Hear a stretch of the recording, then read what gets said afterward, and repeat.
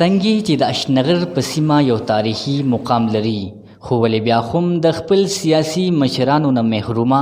او د ګڼ شمېر ستونزو سره مخ دی. دا خبرې تېره ورځ په حجره داود خان کې د سلیمان خان په مشرۍ کې د یوې غونډې په مهال وکړې شوې. په دغه موقع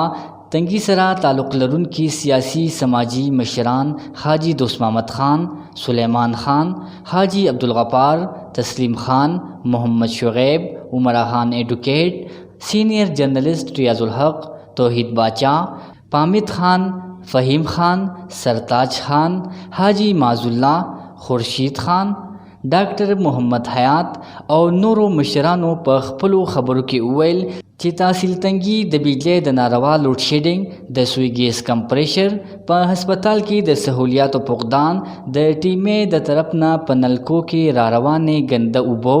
په منشیات فروشو کې زیاتوالی او نور د ډیرو مسلو سره مخ دی. خو ولې حکومتي اعلی چارواکي او سیاسي مشران زموږ د ستونزو حل کولو ته پام نه لري، چې وجه یې زموږ ترمنځ ډیرې مودې داسې را روانه بې اتفاقي ده. او ضرورت د دې خبرې دی چې د تحصیل تنگي سره تعلق لرونکي فلاحي سماجي تنظیمونه